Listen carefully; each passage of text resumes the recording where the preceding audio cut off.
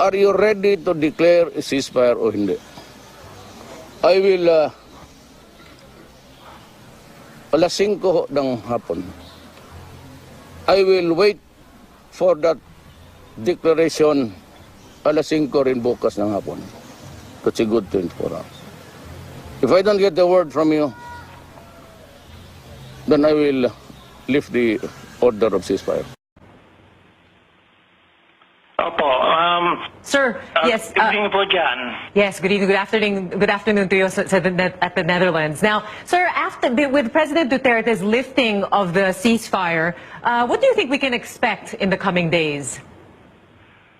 Well, yung Central Committee of the Communist Party of the Philippines was slated to issue its reciprocal ceasefire order at 8 p.m. Manila time, and that was announced early afternoon, I think about 1 p.m.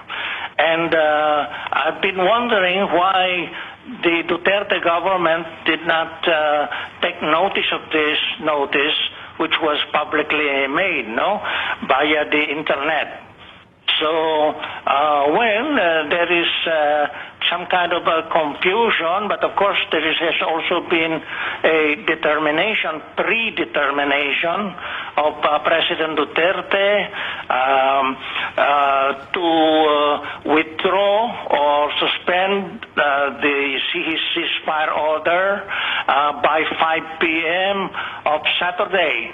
And of course, I do not think it is advisable for any president to be issuing ultimatums within the range of hours or a few days. As in the case of the first ultimatum, he wanted immediately a report on the Kapalong incident, And although the terrain there was difficult, no signals, but the Southern Mindanao Region Command was able to make the report within the 24 hours, in less than 24 hours after the ultimatum or threat from President Duterte. I've described his posture as quite volatile, and I do not know if his original intention is to go to war. Maybe he has a notion that he's riding on a high rating from the poll service, which he used to hate, and he thinks he can do anything. Sir, so actually Duterte's camp says that the CPP failed to meet the 5 p.m. deadline to issue, to reciprocate the ceasefire. So you're saying that you actually fulfilled that deadline? Oh yes, within 24 hours. But it is not acceptable for one side in a civil war to be giving ultimatums, especially when there are attempts to develop conditions for peace negotiations, and one side takes the initiative of threatening and issuing ultimatums. Sir, if I may interrupt, are you still hopeful the peace negotiations will push through? It's supposed to be from August 20 to 27, is that right? Yes. So will this still push through as planned? Because initially it was also delayed from third week of July because you wanted to give the government time to give in to your request of releasing some of the rebel prisoners who will take part in the negotiations. Yes, I was the first to say that the other side, the GRP side, might wish to have more time, and the GRP side would take the initiative of setting August 20 to 27 as the date for the formal talks. And I think the agreement between the two sides about holding the formal peace talks within that period still stands. We haven't received any word that the talks will not occur. Because, even without ceasefire, peace negotiations are possible, just like before.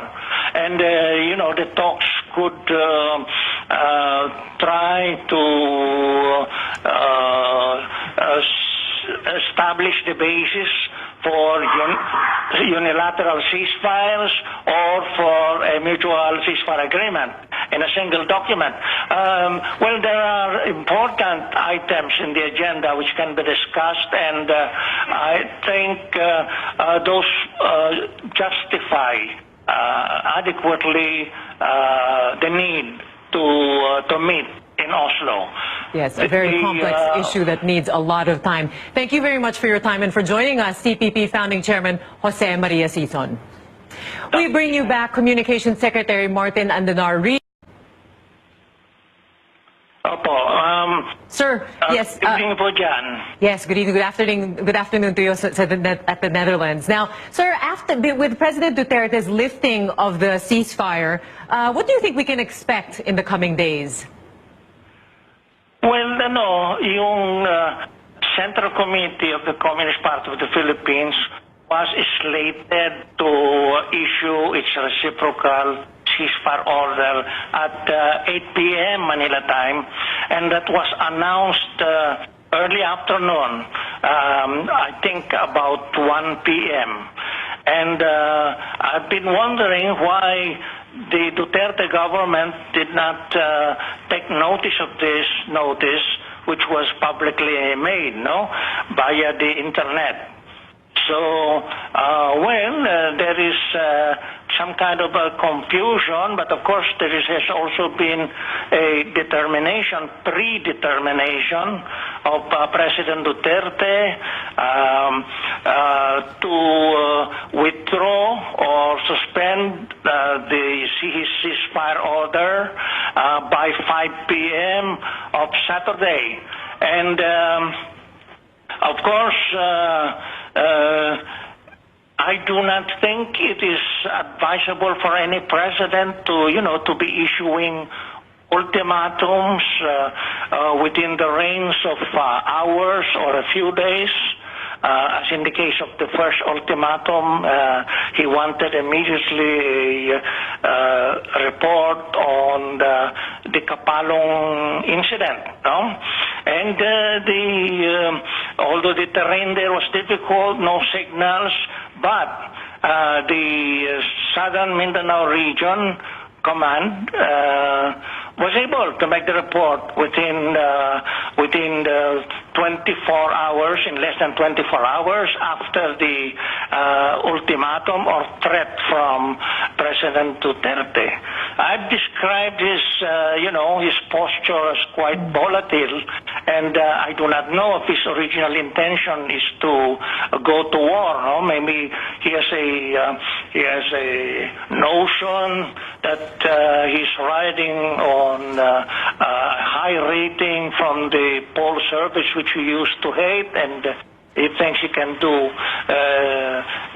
anything. Sir, so actually Duterte's camp says that the CPP failed to meet the 5 p.m. deadline to issue, to reciprocate the ceasefire. So you're saying that you actually fulfilled that deadline? Oh yes, within 24 hours. But it is not acceptable for one side in a civil war to be giving ultimatums, especially when there are attempts to develop conditions for peace negotiations, and one side takes the initiative of threatening and issuing ultimatums. Sir, if I may interrupt, are you still hopeful the peace negotiations will push through? It's supposed to be from August 20 to 27, is that right? Yes. So will this still push through as planned? Because initially it was also delayed from third week of July because you wanted to give the government time to give into your request of releasing some of the rebel prisoners who will take part in the negotiations.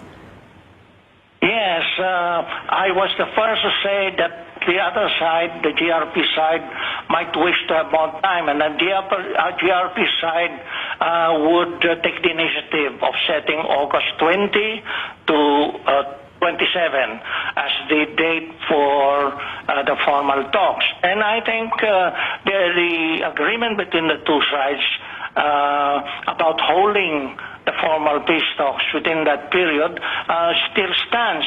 We haven't received any word that the talks will not occur.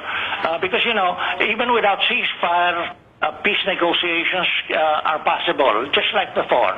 And, you know, the talks could try to establish the basis for unilateral ceasefires or for a mutual ceasefire agreement in a single document. Well, there are important items in the agenda which can be discussed, and I think those justify adequately the need to meet in Oslo. Yes, a very complex issue that needs a lot of time. Thank you very much for your time and for joining us, CPP Founding Chairman Jose Maria Sison. We bring you back Communications Secretary Martin Andanar-Reed. Sir, yes. Good evening po dyan. Yes, good evening, good afternoon to you at the Netherlands. Now, sir, with President Duterte's lifting of the ceasefire, what do you think we can expect in the coming days? Well, yung Central Committee of the Communist Party of the Philippines was slated to issue its reciprocal ceasefire order at 8 p.m. Manila time, and that was announced early afternoon, I think about 1 p.m. And I've been wondering why the Duterte government did not take notice of this notice, which was publicly made, via the internet. So, there is some kind of a confusion, but of course there has also been a predetermination of President Duterte to withdraw or suspend his ceasefire order by 5 p.m. of Saturday. And of course, I do not think it is advisable for any president to be issuing ultimatums within the range of hours or a few days. As in the case of the first ultimatum, he wanted immediately a report on the Kapalong incident. And although the terrain there was difficult, no signals, but the Southern Mindanao Region Command was able to make the report within the 24 hours, in less than 24 hours after the ultimatum or threat from President Duterte. I've described his posture as quite volatile, and I do not know if his original intention is to go to war. No? Maybe he has a notion that he's riding on a high rating from the poll service, which he used to hate, and he thinks he can do anything. Sir, so actually Duterte's camp says that the CPP failed to meet the 5 p.m. deadline to issue, to reciprocate the ceasefire. So you're saying that you actually fulfilled that deadline? Oh yes, within 24 hours. But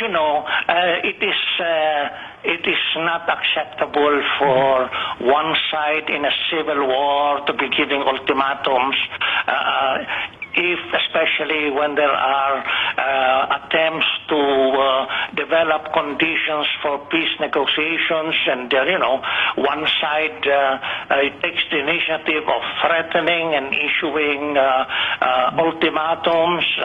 Sir, if I may interrupt, are you still hopeful the peace negotiations will push through? It's supposed to be from August 20 to 27, is that right? Yes. So will this still push through as planned? Because initially it was also delayed from third week of July because you wanted to give the government time to give in to your request of releasing some of the rebel prisoners who will take part in the negotiations.